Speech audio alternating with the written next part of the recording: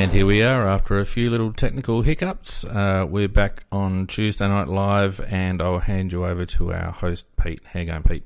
Hey, Phoenix. Thanks very much for that, and great to have you all with us again for another Tuesday Night Live on the Adelaide Crowcast, and good to have you all with us, Macca, PJ with us tonight, and no, Nikki tonight. She's not feeling a bit well, too well, so we send warm regards to her. But gents, good to have you all with us. Evening, everybody. Evening, all. How are we going? Yeah, we haven't got Nikki's news to throw to, but I'm just going to kick off with a little bit of an odd one here, and just hang on, before we get in, are we going to do Nikki's news? Well, are we going to do Nikki's? She's not here. No, we will do Nikki's news, but I will just add this little bit of a tidbit in. Can you believe this is where society is going, gents? My son, who plays Year 3 football for his school, he also plays at club level, has just been informed tonight that the Year 3 football team is banned from bouncing the ball. They are not allowed to bounce the ball. And in a scratch match, he had a free kick paid against him for bouncing the ball.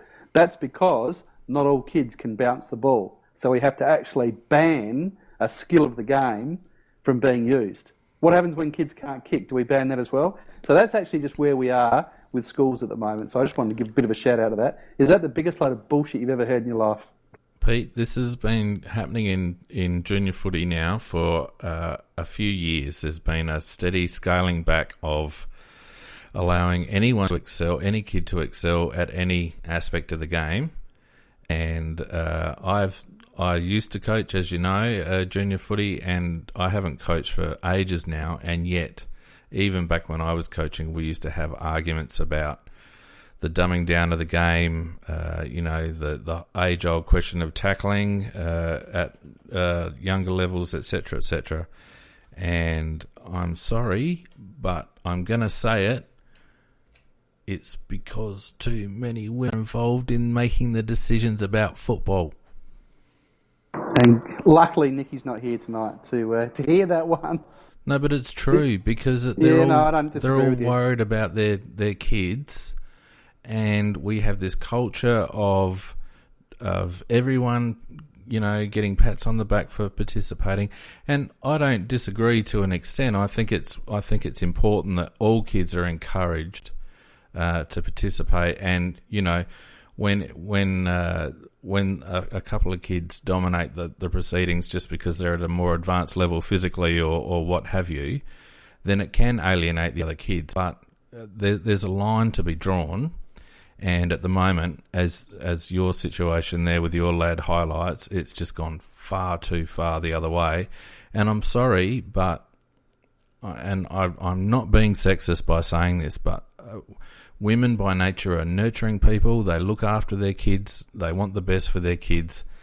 And a lot of them don't have a background in football.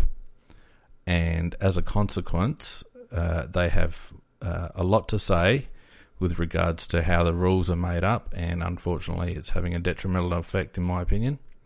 And I'll get blasted for that. I'm glad I set you up for that one. All right, boys. Sorry about that. I just had to give that a little bit of a blast. Anyone want to talk about some news from around the AFL today?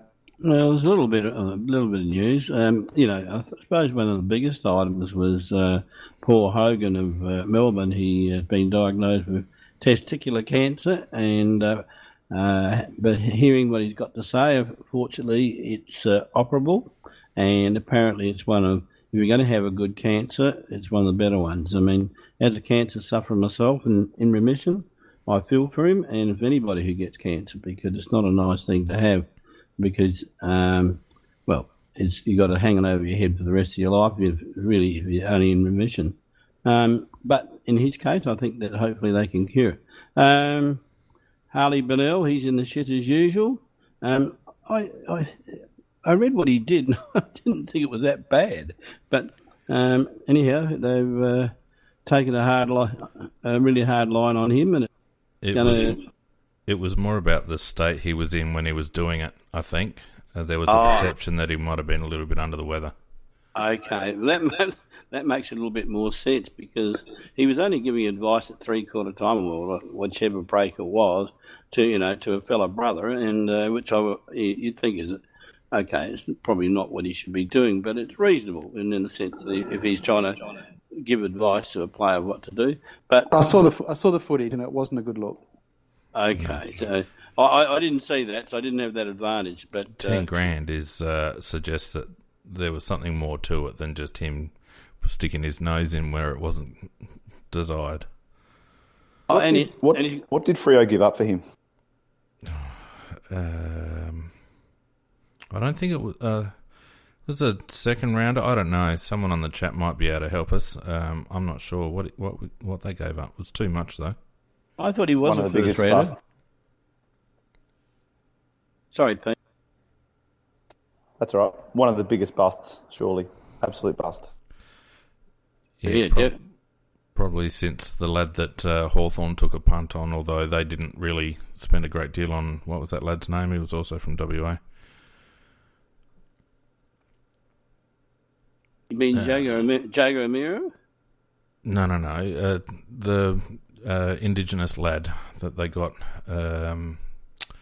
Anyway, that was a couple of years ago. It doesn't matter. For those on the chat, Benel went up to his younger brother during the breaks of a waffle match. His brother plays for Peel and was basically pulling him aside and getting in his ear about what he should or shouldn't be doing during the match. And Freo took exception to that. Didn't think he should be involved. There was also a lot of speculation, unconfirmed, that he'd had a bit to drink. And as a result, they fined him $10,000. Yeah, and from an injury point of view, Rockcliffe has been ruled out for 2 or 3 games with a dislocated shoulder, and from a Adelaide point of view, I think that gives us a big advantage because he is the clearance king, in my opinion. There's no doubt about that, and a guy that I'd love to. I wanted to see how he went against him. I would have loved to have seen Rockcliffe play against us, to be honest. I think it might have been rather painful because he's a guy with enormous ability, and Beams apparently is touch and go whether he's going to be there or not. But yeah, I mean, from my dream team point of view, it's a tragedy. But from the Crows' point of view, I think that goes. Well, I've always believed we wouldn't win this game anyhow, but it just makes it that little bit easier. Yeah. They're without Robinson and Rockcliffe. Beam's doubtful, so that really leaves only Zorko and Rich, and they probably just haven't got the personnel, which is a bit of a shame from the point of view of particularly Rocky, considering he was overlooked. The other one, Macca, on the injury front is the poor lad Brayshaw. Another head knock, and apparently it wasn't a very strong one either. It was early in the pretty game. Innocuous. Yeah, innocuous hit, and he's not good. So his career's probably in doubt at the moment. Very much so, and one, I suppose, a really big one, and is the Murphy situation with the sledging of his wife by the St Kilda team, and one player in particular who lay there on the ground holding his nuts. Somebody must have got him in the nuts, and I think that's terrific, actually. No, well, it's the other way around. Murphy instigated all of that. Murphy had a crack at Carlisle about drug taking. And then when Carlisle went down with I think he got a knee to the back or something like that, as Murphy ran past, he gave him a bit of shit. And as a consequence, the Saints boys had rallied. Gee, that's a foreign concept in Adelaide, isn't it? Saints boys have rallied and got into Murphy, and there had earlier, or in the previous weeks on social media, been some unfounded rumours circulating about Murphy's wife and possibly Wayne Carey. And so they use that as ammunition to sledge him back. Yeah, well, with Wayne Carey around, you've got to keep your missus away from toilets. There's no doubt about that. Now, we've got to be careful here, Macca. We can't be slandering people. And Carey's come out and distanced himself from... He said he doesn't even know Mark Murphy's wife.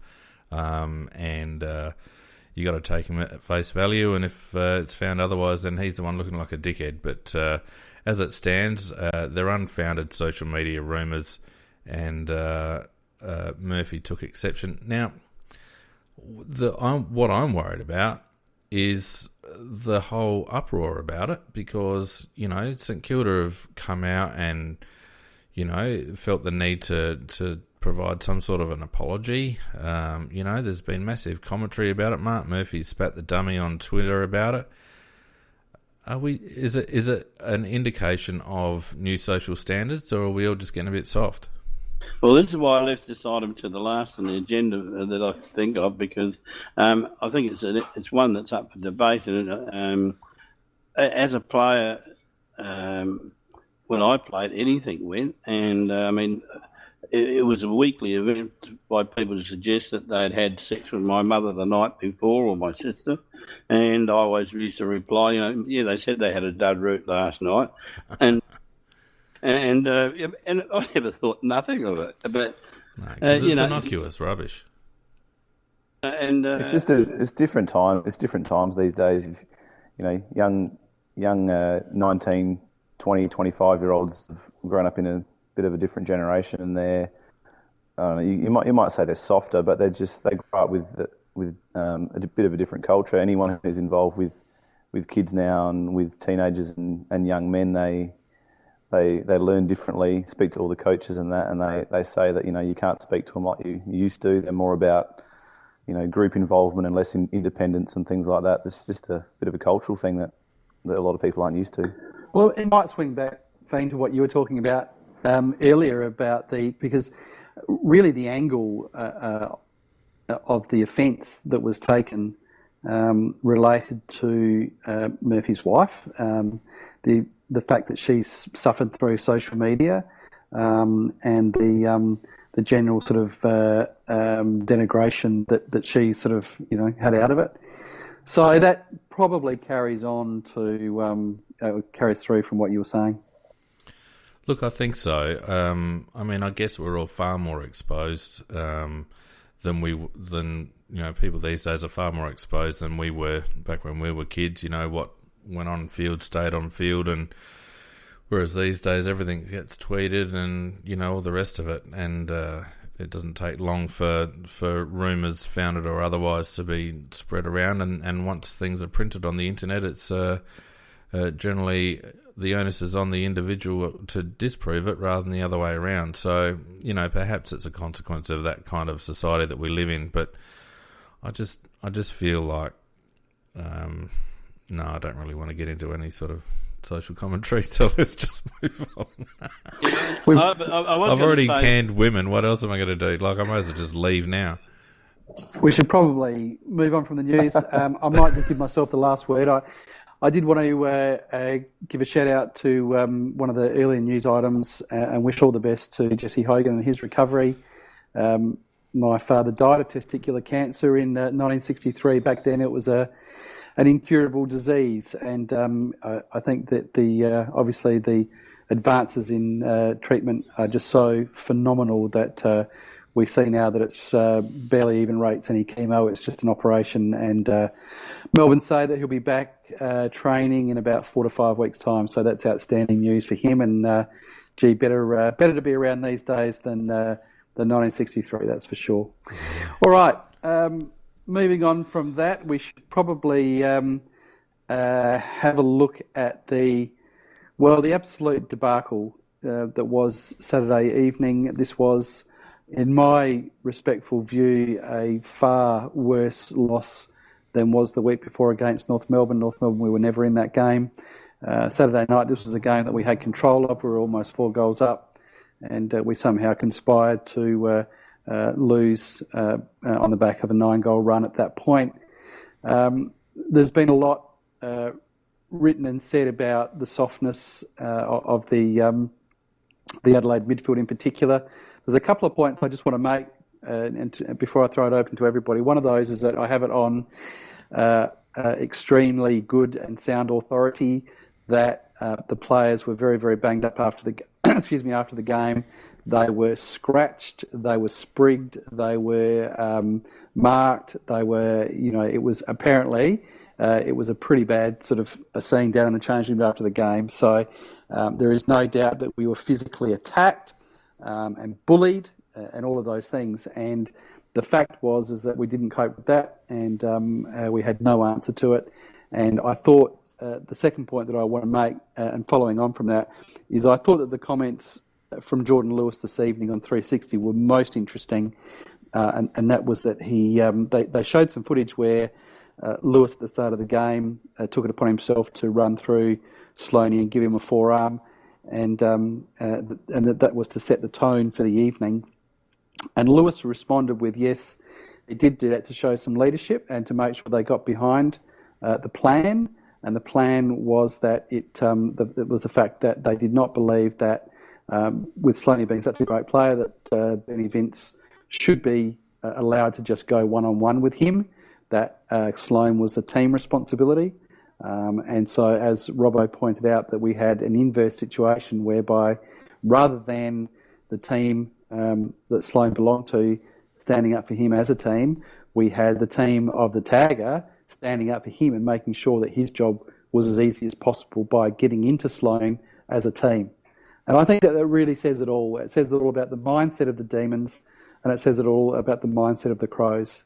The 9-goal run, I think, started with, I'm not sure if it started with or the second of the goals was a very, very lazy, lackadaisical kick across goal by Rory Atkins, and the rot set in from there. And it was an altogether soft, lamentable and disgraceful performance. I'll tell you where the rot started, Pete, because I actually watched the moment it happened. It was the stoppage on the members' side, and we had just gone on our run of getting to nearly 4 goals up, looking like we were taking control of the contest, looking like we were getting on top and starting to execute our structures and our game plan a little bit. And there was a stoppage on the members' side wing, and I freeze-framed it when the ball went up, and every Crows midfielder at that stoppage was behind his opponent. Everyone.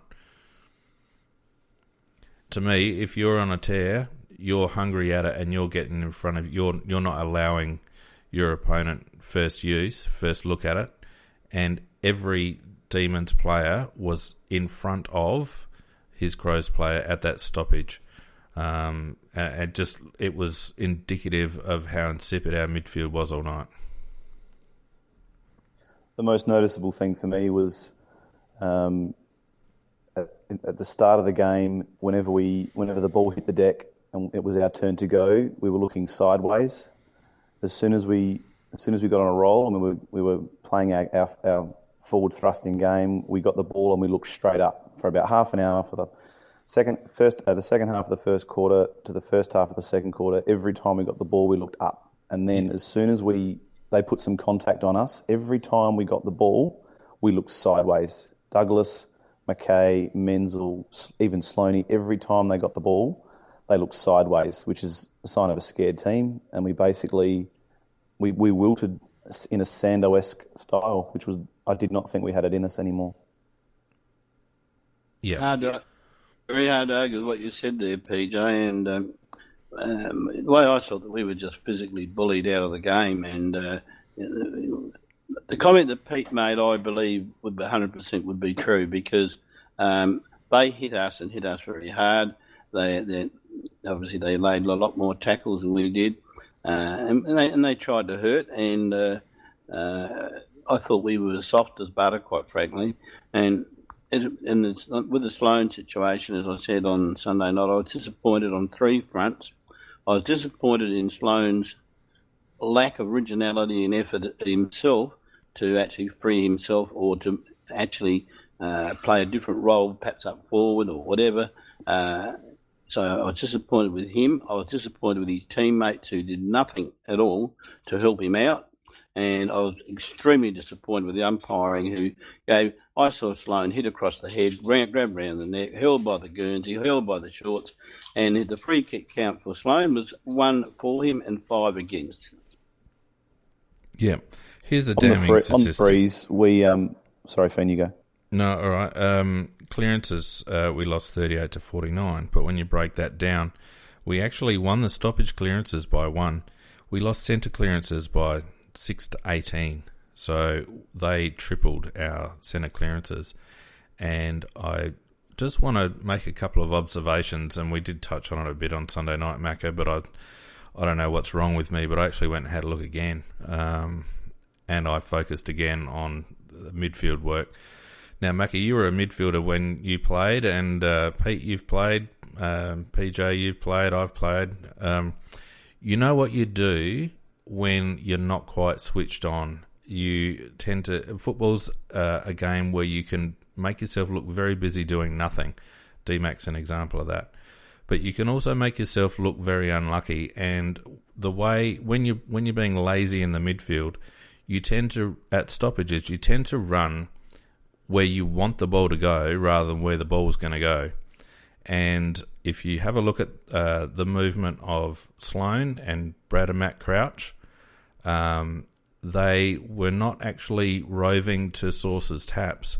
They were running to the easiest position to get to because Melbourne were bullying them out of the drop zone. So Matt Crouch in particular kept getting basically ran under the ball by Viney and Jones. So Viney would have contact on him, and he would just continually keep moving Crouchy forward so that the ball actually went over Crouchy's head, and obviously Viney or Jones or whoever it was reading that, and they were able to take the ball away.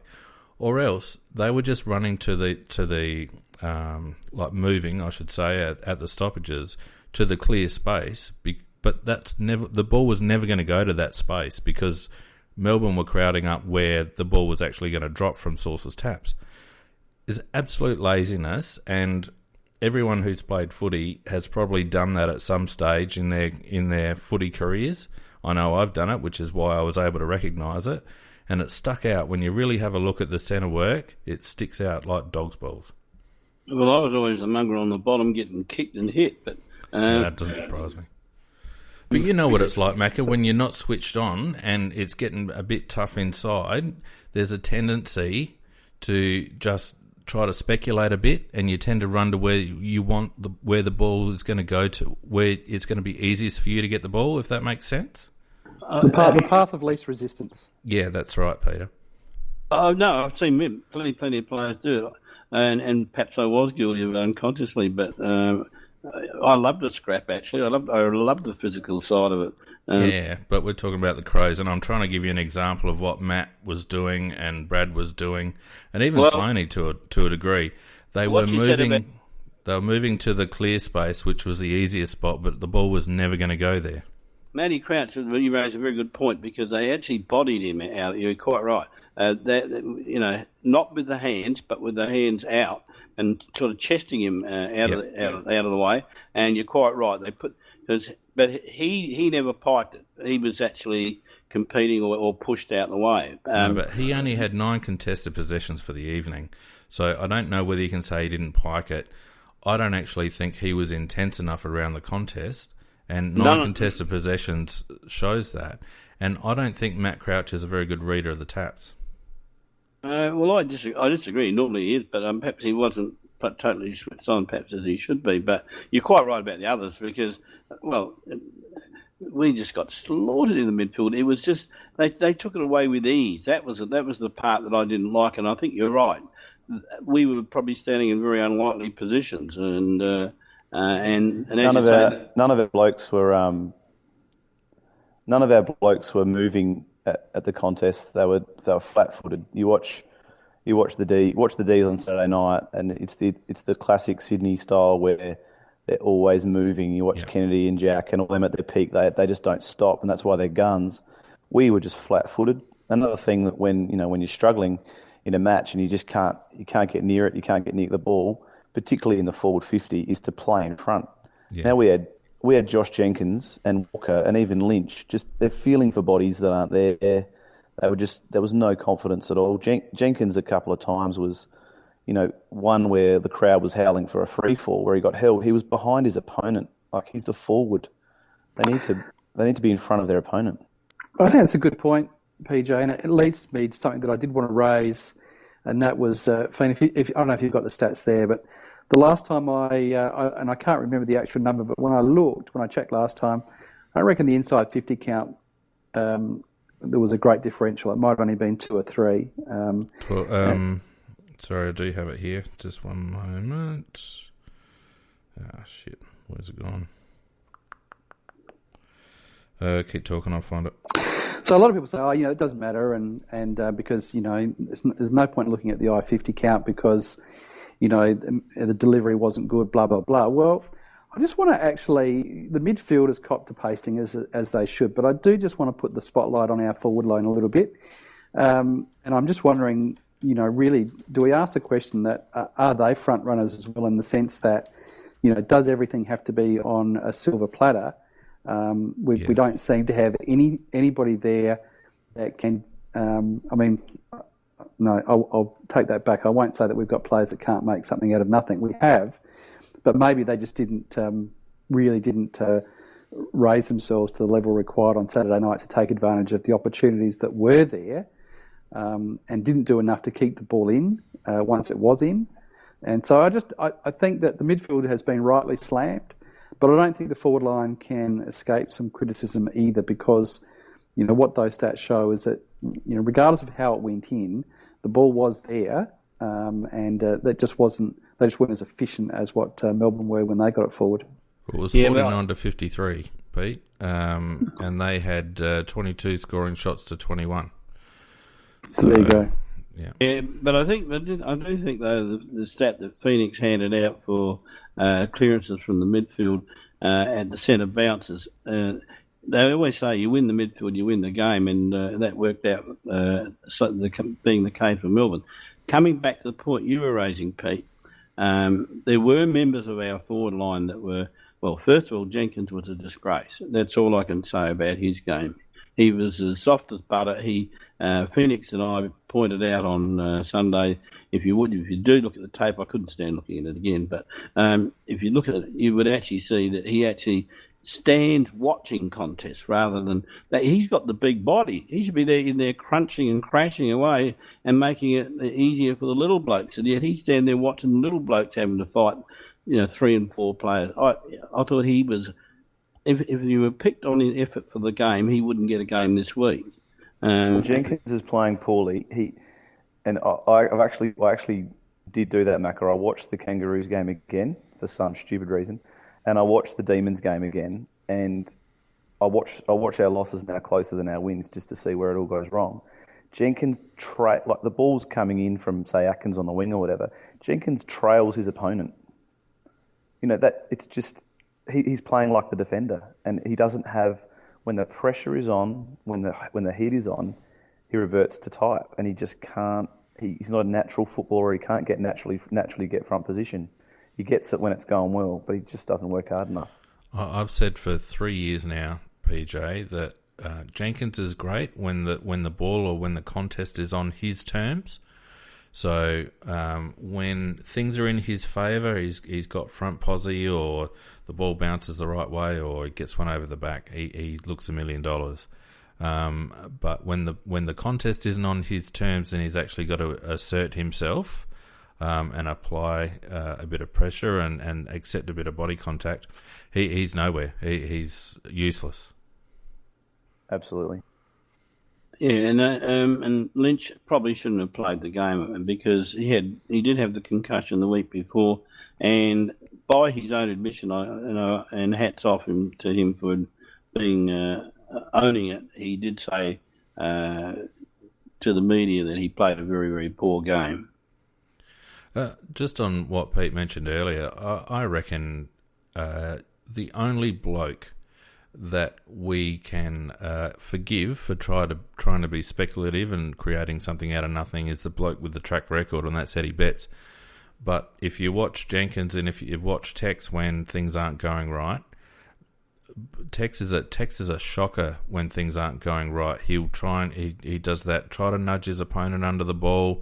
He does those stupid round the corner handballs that hardly ever come off. He doesn't get off the mark and tends to kick into the man on the mark with his around the body left-footed kicks.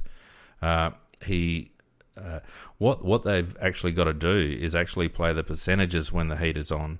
And what tends to happen is that they all make poor decisions. I count 3 or 4 times where we got intercepted transitioning from half-back with a kick into the corridor that just got easily cut off, and a few times where the ball got turned over on our half-back line simply because we weren't playing in front or we gave away a poor free from being out of position. They don't play the percentages when things are tight. They try to do the ridiculous, and I knew from the moment that Tex gave that left-handed handball over his shoulder in the first minute of the game that we were up for more of the same. And the other thing that about the team as a whole, that Jonathan Brown made this particular point. He said that all the other teams say that Adelaide players are nice people because they don't hurt you. That's the players. And he said if he was he was subject to that particular definition, he said he would be very upset personally. But he said that's how the Adelaide players are regarded interstate by the other teams. They're regarded as nice people who won't hurt you. Well, let's try to put ourselves in their position.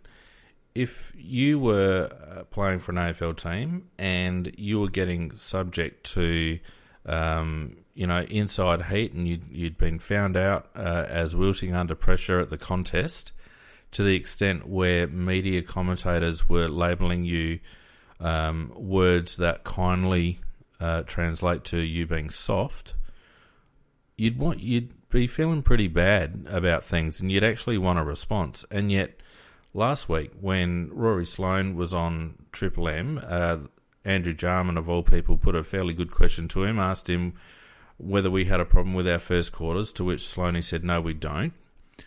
This week, Tex Walker's on the radio and they're talking about hardness and all the rest of it. And, Tex says, we've just got to train it better. This isn't anything about training. This is about ticker. And our team has been called out across the competition as not having any ticker. And truth be known, that was evident last season, in particular in the semi-finals. So, as a group of players basically being called soft and scared, that should provoke some sort of a response, you would have thought. You bloody well hope so. You'd definitely hope so. I think our main issue is that we can't. If we play against a team that is willing to play 4 full quarters, we basically don't win. First 6 rounds, the teams that we played against played, a half in total. Whereas last 2 weeks we've played teams who have played 4 quarters. In the previous big games last year, we played teams that played 4 quarters and we don't win. I just want to switch the discussion off-field for a moment and have a look at the coach's box.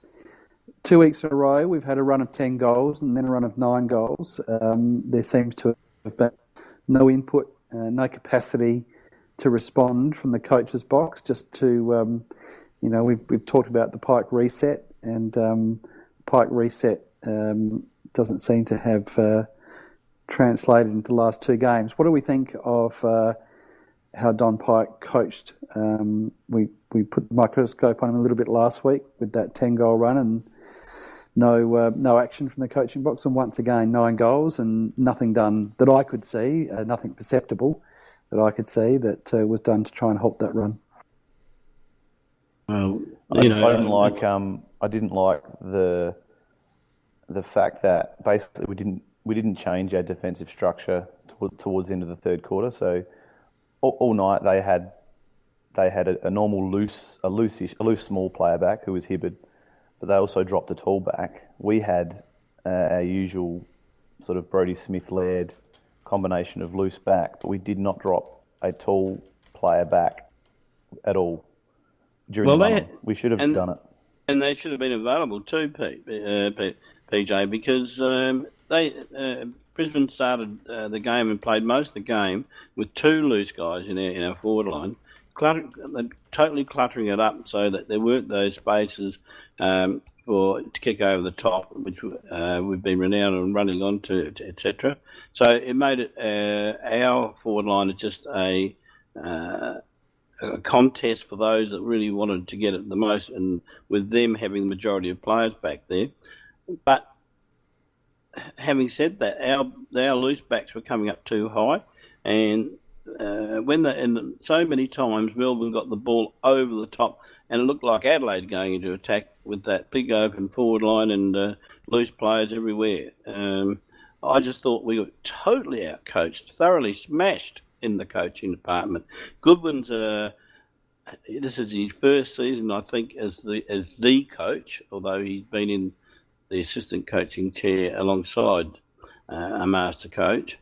But he thrashed the pants off of Pike and his team, because Pike seemed to be frozen in his chair doing nothing. And if there were brilliant moves made by the others, I didn't see them, because I didn't see any effective moves at all. I mean, for example, I would put Sloane in the forward line. Yeah, one out with Eddie. Just exactly. Isolate Sloane against Vince, pull everyone out, play everyone else high, and say, here you go, Bernie, have a crack at Sloaney in the air, because we know Sloaney's a good grab. Have a crack at that. And, I mean, you talk about Goody being a good tactician. I think all credit goes to the guy who handles the videos down at Melbourne, because all he had to do, and all he obviously did, was get the Geelong tape out. So this is how you beat the Crows. Back it up with a bit of Sydney and a bit of North Melbourne just to reinforce it, because that's all they did. They put numbers behind the ball, they squeezed up the ground, they cracked in hard, and that's it. That's how you beat the Crows. We've said it now for the last 2 or 3 weeks. It was even evident in the Richmond game in the first quarter. They just didn't have the strength and the concentration to sustain it. But if you're Don Pike, and you've watched your team go on a 10-goal to zip losing run the previous week, and you start seeing a trend again, what's wrong with putting a couple behind the ball? What's wrong with saying, all right, well, if you wanted to put 2 back, we'll put 2 back, and we'll just play between the arcs for 20 minutes and see how long you last, and then you back your players to persevere through that congestion and maybe get a couple of goals, but you certainly don't hand it to them. I mean, what he's done is handed it to them on a plate. And the other thing that I noticed, going back to intent more so than the coach's box, is you watch the first thing that happens after half time when the players are back out on the ground. The first thing that happens is Jack Viney goes to Matt Crouch and starts roughing him up. They came out after kicking the last 3 goals of the second quarter. They came out with intent. They knew, even though they were behind, they knew how to beat us.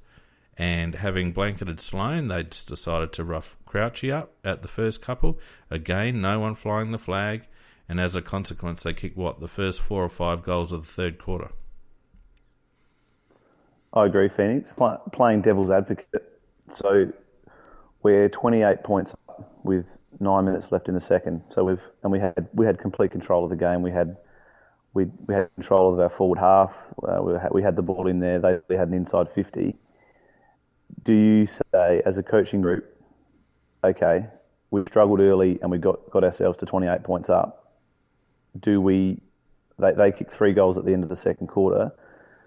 Do we trust our team that if that happens again, if we trail by a couple of goals again, that we can get ourselves back? Or do we throw everything around? Well, if it were me, I would have had a look at the first 5 minutes of the third. And the first 5 minutes of the third would have told the story about how both teams had come out after half-time. Melbourne were full of intent, and we had sat back on our heels again. So I reckon they kicked maybe 2 goals in the first 5 minutes of the third. At that point, I would have gone defensive, because at that point, Melbourne were only 1 or 2 goals up. I would have chucked numbers back. I would have tried to slow the game down. At no point did we try to slow the game down. At no point did we try to clog up their forward line, not forgetting that they did not have a target up forward. You know, their goals came from blokes like Tom McDonald and Pedersen, for goodness sakes. There was no attempt at all to reassert ourselves defensively and to maybe grind out a 10-point win.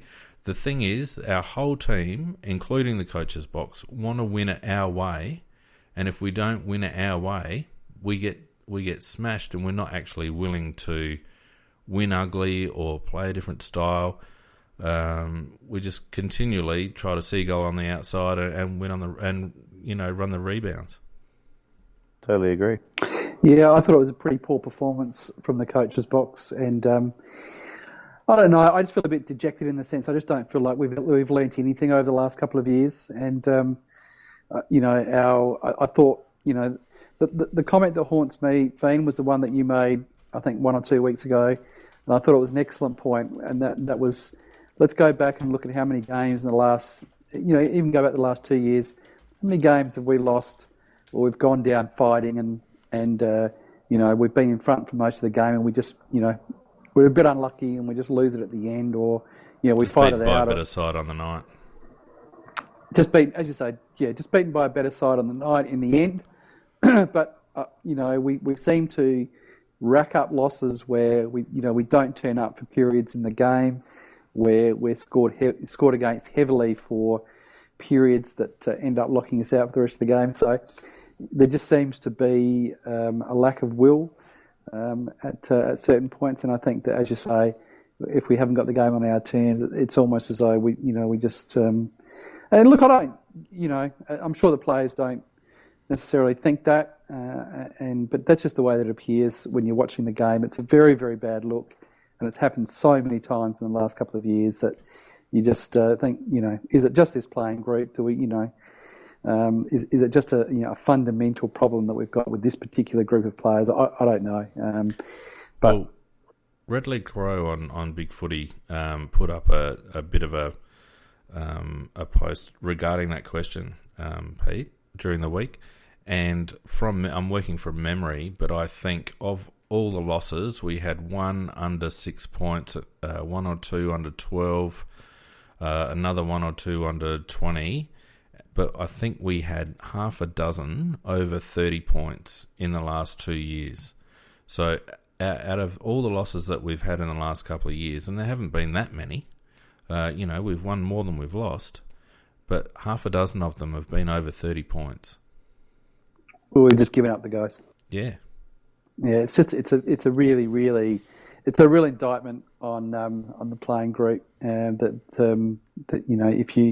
if you get a march on them, they just turn to water. So anyway, very, very disappointing indeed. Coaches, Pete, sorry, just to finish that one off. I hate to point fingers, but I've never been a fan of this guy, even irrespective of the work that he did after Walshy died.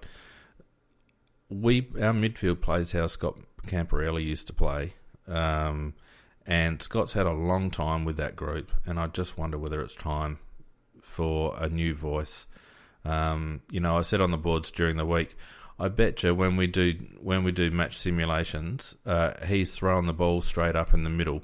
He doesn't bounce it, he doesn't throw it crooked, he throws it straight up. It's not match simulation. It's best case scenario. And we're insipid in the middle. Campo was a great outside midfielder. He wasn't soft, but he certainly wasn't what I would call an inside player. And I just think him along with Doc Clark, who, if Clarkie's tutored Jacobs to getting 71 hit outs and they've smashed us in the clearances, then there's surely some of our assistants now need to be looked at. We've got two coaches in our current setup who define mongrel at the crunch, and that's O'Keefe and Paul Thomas. Yeah, so let's promote him. Campo doesn't even coach full time. I think it's time that we move Scott on, and it's probably not even a comment on whether he's good or bad. I think it's just time for a new voice. You wouldn't have very rarely would you have a senior coach in that position for the length of tenure that Scott's had at our club, and the same with Doc Clark. And I think new voices sometimes bring fresh ideas and new approaches and revitalises the group a bit. And I think at the end of this season, irrespective of how we go, it might be time just to shake up that coach's box a bit. Still, Phoenix, you've got to be happy that we've got players out there of very good character, and we haven't got anybody nasty like Rockcliffe in it. Rockcliffe wasn't the type of player that we wanted at the club, was he, Macca? No. I mean, we've got clean cut guys. We haven't got guys like rotten old Rockcliffe.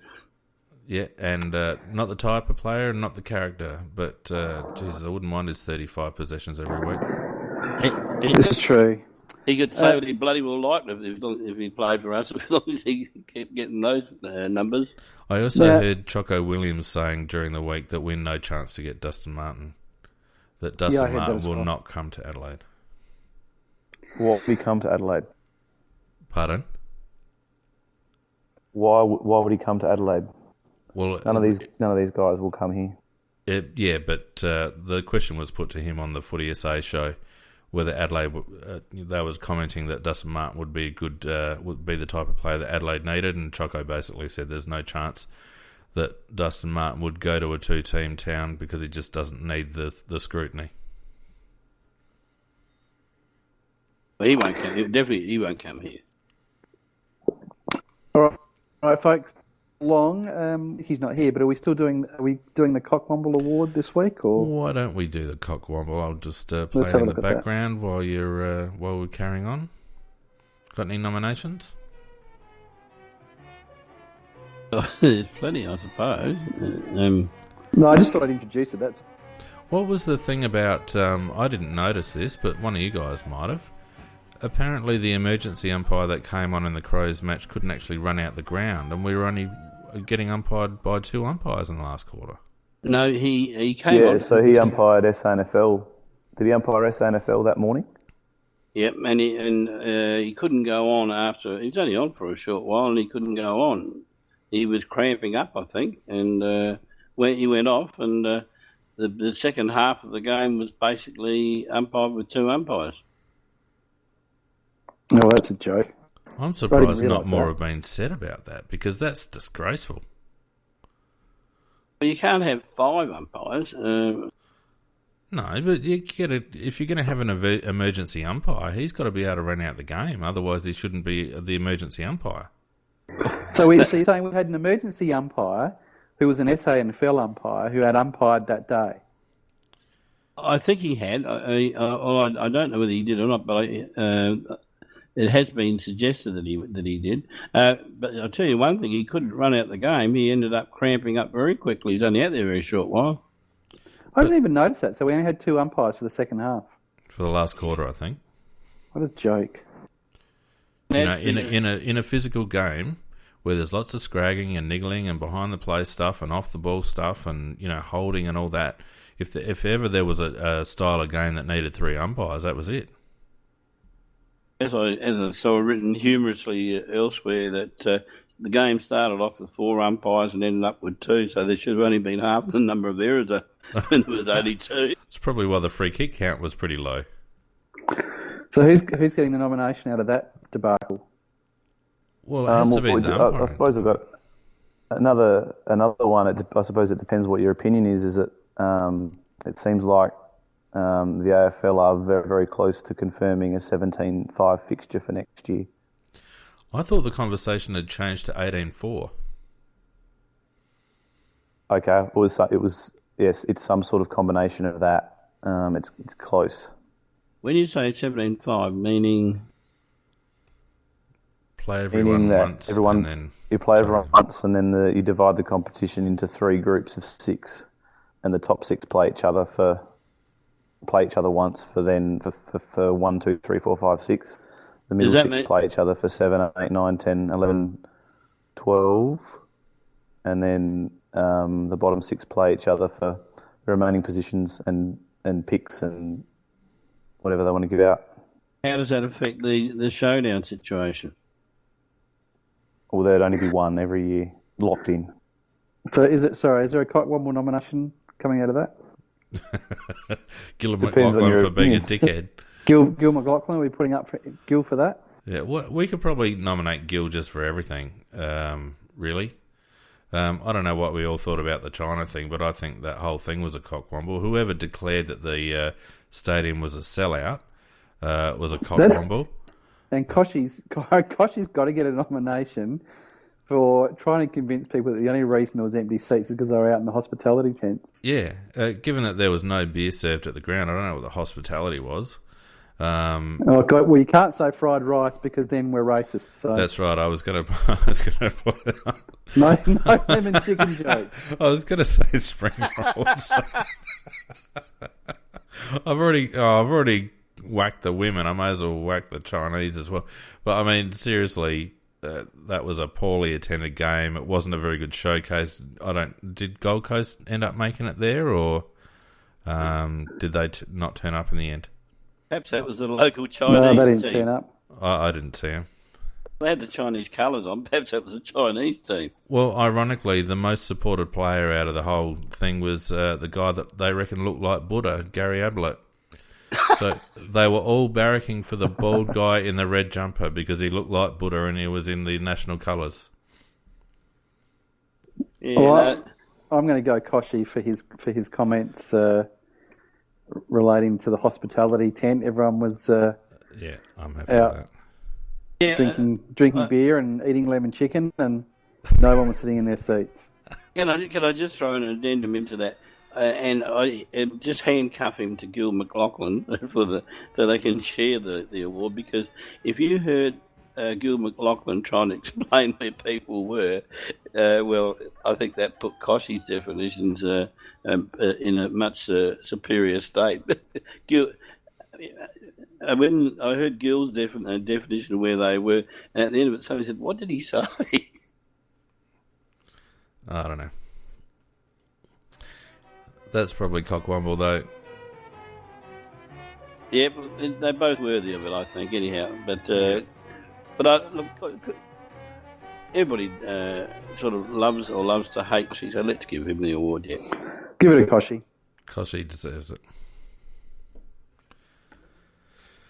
What about next week, Pete? All right. Yeah, I was going to say, moving on, we've got what redemption we can get this week playing the Brisbane Lions without Rockcliffe, possibly without Beams, without Robinson.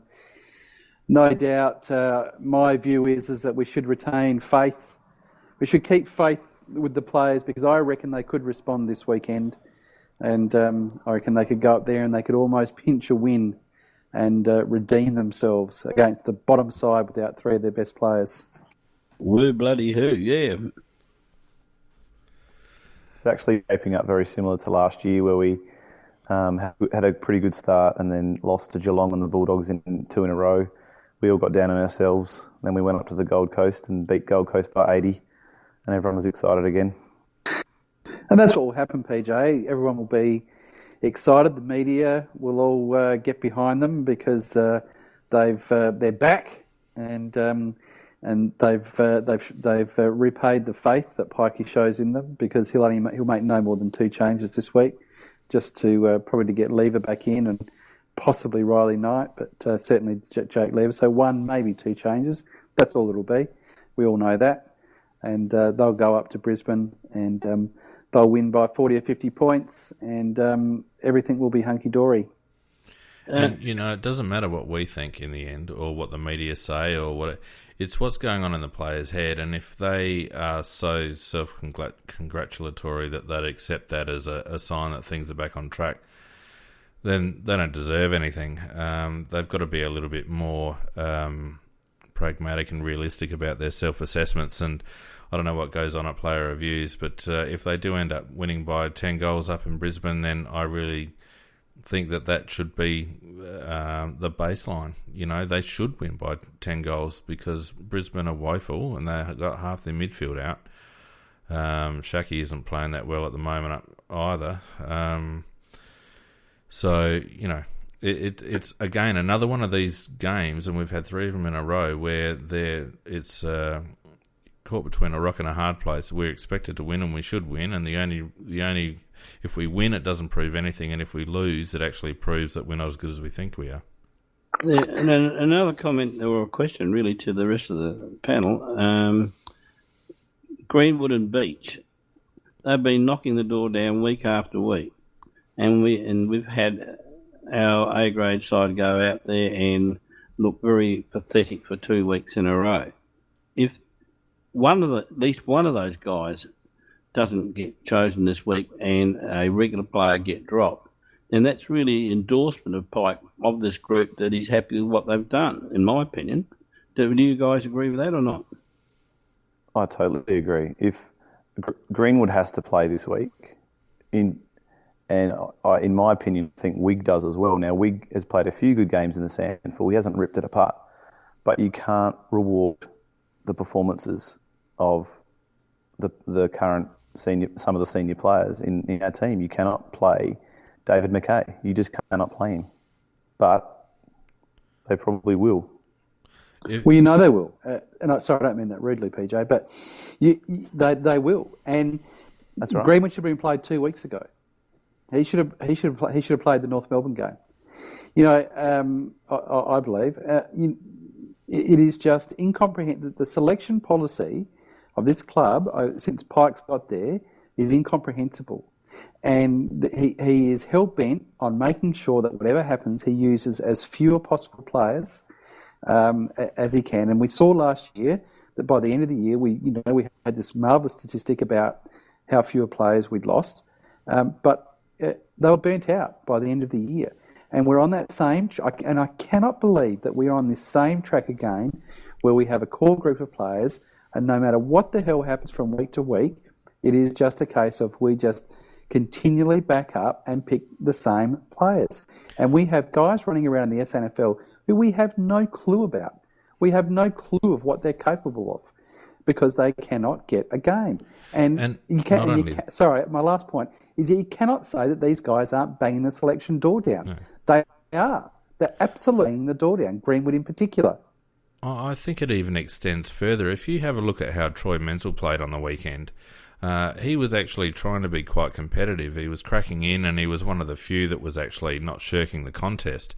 But every time he had ball in hand, he was shitting himself. And to me, that's a guy who's playing with little confidence, knowing that, you know, one foot wrong and he's probably out the door again. You know, and as much as Menzel didn't have much output, I'd like to see him at least given a couple of games with a role, just so that he can settle down and to see whether we can use him. I mean, David McKay, here's David McKay's stats, and we all know them, but let's just reiterate them so that when he gets selected tomorrow night, we can all just shake our heads in wonder. 8 kicks, 4 handballs, 4 marks, 3 tackles, 3 inside 50s. He had one, this is a midfielder we're talking about, 1 contested possession. So he had 11 uncontested possessions and yet still went at 58.3 disposal efficiency. Didn't take a contested mark, which is probably fine. No clearances, 1 rebound, 50. He had 50, not that this is an indication, but it's certainly relevant. He had 33 Supercoach points. 33 Supercoach points from a midfielder. You know, the only reason that Rory Atkins isn't getting absolutely smashed at the moment is because DMAC was worse, and Rory Atkins was a terrible squib on the weekend. But compared to David McKay, he was a champion. Well, they can't argue with that, and certainly that's one of the people that I had in mind, because his game definitely was definitely justified Whippy Boy status and out the team, but he probably will get selected again. But if he gets selected again, Macca, that we should be doing the Richmond and tipping a truck of bloody manure at the front door, because no one with players like Greenwood and Wigg in the twos, there should not be any way that DMAC and Riley Knight, if he's fit, there's no way DMAC plays. And DMAC should not play another game this season until he actually pulls decent numbers in the twos, which he's never done anyway. Yeah, so I think everybody in this conversation here agrees with that, and I think all the listeners agree with that. But you've got to somehow convince these selectors. He'll go out and he'll get his 22 possessions against Brisbane next week, and he's playing his role. But the reality is that he is a primary offender over the last 2 or 3 years, where we have these games where we're put under pressure and we go missing, and here's one player that every single time goes missing. Never, ever, ever stands up in a pressure game. Not ever. He's never done it. And I take that back. He's done it once, the 2009 semi-final. But since then, he's never done it. And it just doesn't happen. And it's not like these guys have... It's not like these guys have runs on the board. They're not premiership... like Sydney... Right. Did they drop Kieran Jack the other day, Sydney? Or were they actually going to drop Kieran Jack? No, he had a hip. Okay. Well, there was talk after round 4 of them dropping Kieran Jack and how phenomenal that was, and that would have been a huge move. And some of these guys have played some okay football this year, but guys like Richard Douglas and David McKay, and they have they ever been dropped, or very, very rarely been dropped? They don't have the runs on the board. They haven't won flags. They haven't won. They're not carrying us through big wins and things like that. Dropping someone like that sends a big message, but when you leave them in, it sends an even bigger message that you don't have to perform. That's exactly where I was coming from. We'll put PJ. See, I think it's a really relevant point because we don't have any big game players. Even Rory Sloane hasn't really proven himself as a big game player. The only big game player that we've had in the last few seasons has been Danger. Tex has stood up on occasions, but I wouldn't even put him in that category. In fact, if you go through the list, even Rory Laird stunk it up against Sydney and looked panicked and lacked composure. So we don't have a team that you could pick out 4 or 5 players who you could guarantee will stand up under that sort of heat. Eddie Betts goes missing. Maybe Daniel Talia would be the only one I could think of. I'd say I think you're being a bit harsh on Tex. I think he does play well in big games. Not all of them, but in most of them he does. And also Eddie Betts, I think, always tries. Always tried. He might not have the game that you want from him. I've never ever said 7 kicks, 2 handballs last weekend. You can get beaten on a day, Phoenix. He was 7 kicks, 2 handballs.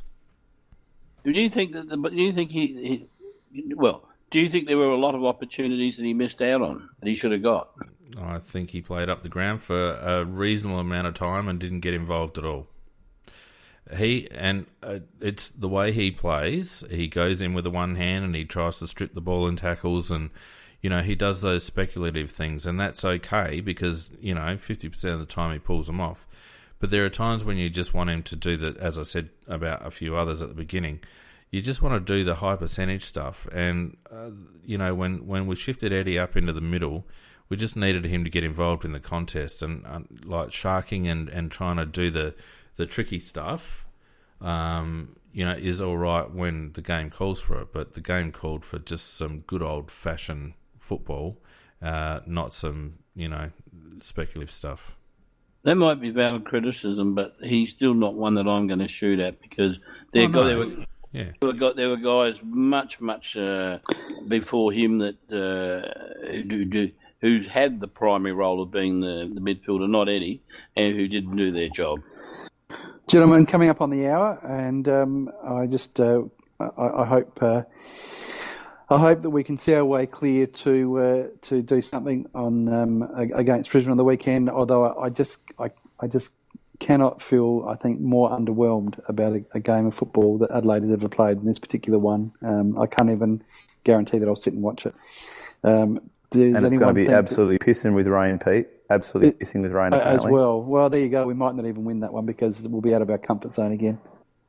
Is that right? Is it forecast to be raining? Yeah, actually, I think I did read that there's some heavy rain coming in over the next few days for the eastern seaboard. I'll probably struggle to get out of Sydney on Friday night as I try and get myself home, but it's I think Thursday, Friday, Saturday is going to be pretty bad along the eastern seaboard, as I understand it. Flood-worthy. Oh, Jesus. So we'll lose 8 goals to 6 in a slogfest. Yeah, if we're lucky, I think. Well, the biggest interest for me is at selection. The game, should be a foregone conclusion. Touch wood, but I want to see what happens at selection. I think what happens this week at selection will give us a big indication of what's to come. I think a very important week to see whether the coaches have got any backbone or not. Gentlemen, it's been fantastic to have you all with us, and as we come to the conclusion of another Tuesday Night Live, thanks everyone for listening. We've appreciated having you along and all of the comments that come along the chat, and we really appreciate PJ coming in and filling in for Nicky. Thanks, mate. We've enjoyed having you along with us. No worries, great fun. Thanks, guys.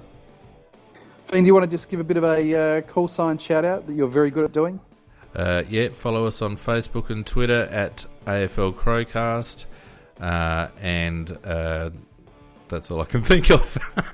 Don't forget. Have a look at Scorpus on Thursday night. Scorpus on Thursday night with the preview show, and don't forget we'll have the wrap on Sunday, and then we'll be back again next Tuesday night for the Tuesday Night Live edition of the AFL Crowcast.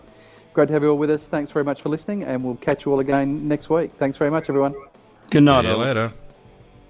See ya.